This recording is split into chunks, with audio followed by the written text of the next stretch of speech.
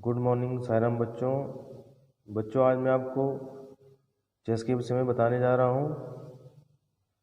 Chess, जिसको हिंदी में शतरंज कहा जाता है और अंग्रेजी में इसको चेस कहा जाता है। चेस एक इंडोर गेम है जो कि दो प्लेयरों के बीच खेला जाता है। एक प्लेयर इसमें ब्लैक मोरों से खेलता है और दूसरा प्लेयर इसमें वाइट मोरों से खेलता है। चेस एक ऐसा खेल है जो कि दिमाग से खेला जाता है, जिसमें हमें दिमाग लगाने की आवश्यकता होती है।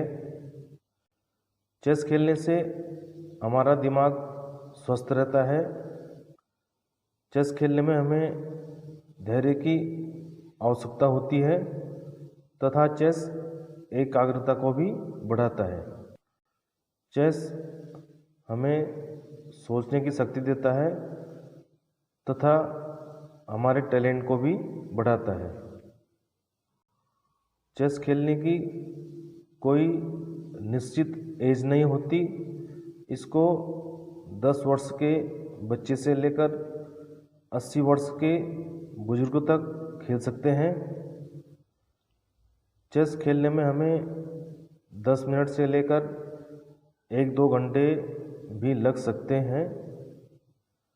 अब मैं आपको चेस के नियम बताने जा रहा हूँ, चेस के रूल्स बताने जा रहा हूँ। ये चेस बोर्ड होता है इस टाइप से। इसमें टोटल बॉक्सेस बने होते हैं 64, जिसमें कि 32 ब्लैक होते हैं।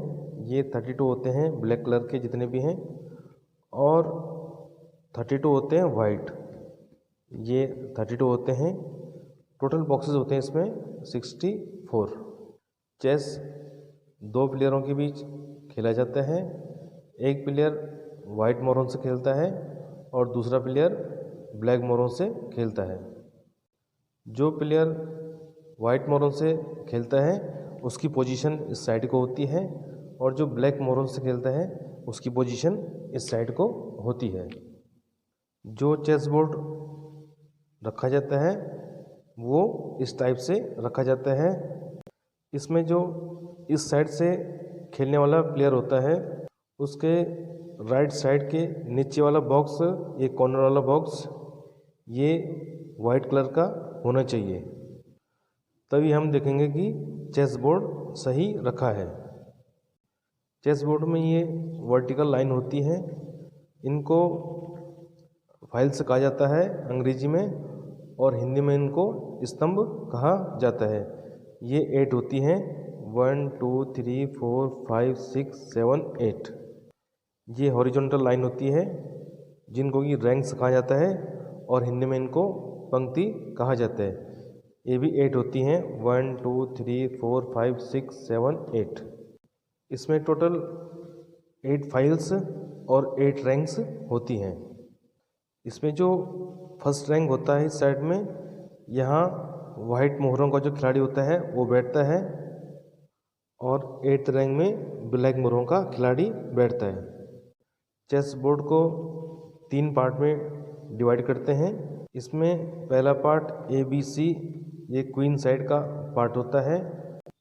D और E इसमें सेंटर पार्ट होता है, और FGH इसमें किंग साइड का पार्ट होता है। इसमें टोटल 32 मोहरें होते हैं, जिसमें कि 16 वाइट होती हैं और 16 इसमें ब्लैक होती हैं। अब मैं आपको चेस की मोहरों की पोजीशन बताने जा रहा हूँ। इसमें पहली पोजीशन होती है हाथी की, जो कि यहाँ पे होती है इसकी पोजीशन। इसको एलिफेंट भी कहा जाता है, इसे अंग्रेजी में रुकू भी कहा जाता है। इसकी पोजीशन यहाँ पे होती है, दूसरा यहाँ पर रहेगा, और ब्लैक कलर के एक यहाँ रहेगा और एक यहाँ रहेगा। हाथी सीधे चलता है, कितने भी कदम आगे पीछे, लेफ्ट राइट, ये प्लस का साइन बनाता है। ये दोनों हाथी एक दूसरे की रक्षा करते हैं। अब मैं बताने जा रहा हूँ रुख किस प्रकार से दूसरे मोहरे को काट सकते हैं। जैसे ये ऊँट यहाँ पे रखा है तो इसको हाथी यहाँ से सीधा ऐसे इसको ऐसे काट सकता है, और अगर इस हाथी को काटना है तो इसको यहाँ से पीछे हाथ से ऐसे काट सकता है इसको। अगर यहाँ से इस सिपाही को काटना है तो यहाँ से इसको सीधे काट सकता है। रुख इस टाइप से प्लस का साइन भी बनाता है, ये सीधे में चलता है इस टाइप से, सीधे ऐसे में स्ट्रेट, आगे पीछे कहीं भी। अब दूसरा मोहरा आता है घोड़ा, इसको नाइट भी कहा जाता है। ये एल शेप में चलता है, ये इस टाइप से चलता है।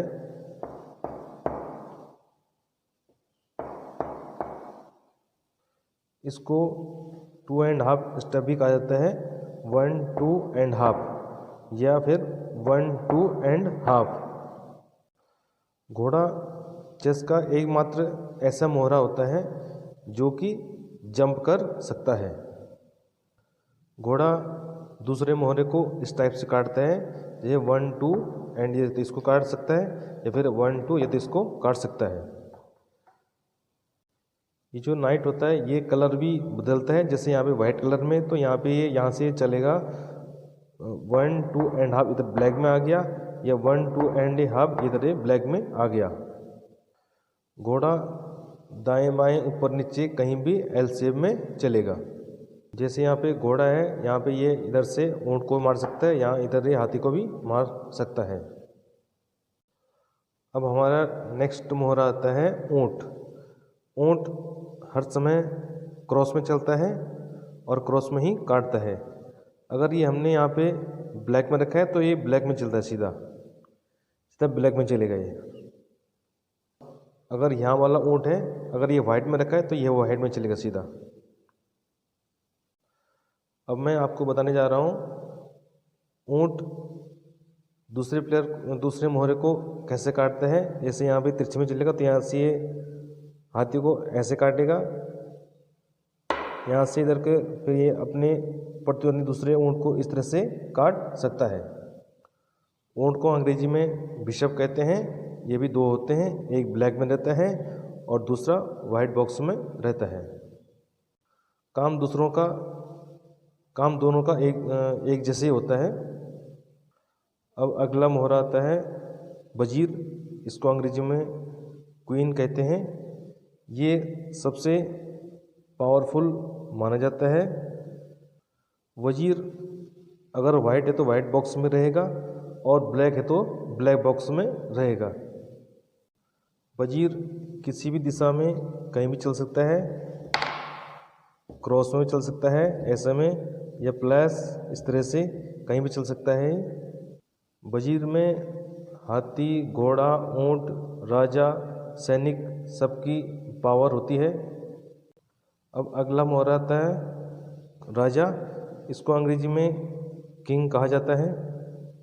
इसमें राजा ही मेन होता है और हर किसी को राजा को ही बचाना होता है।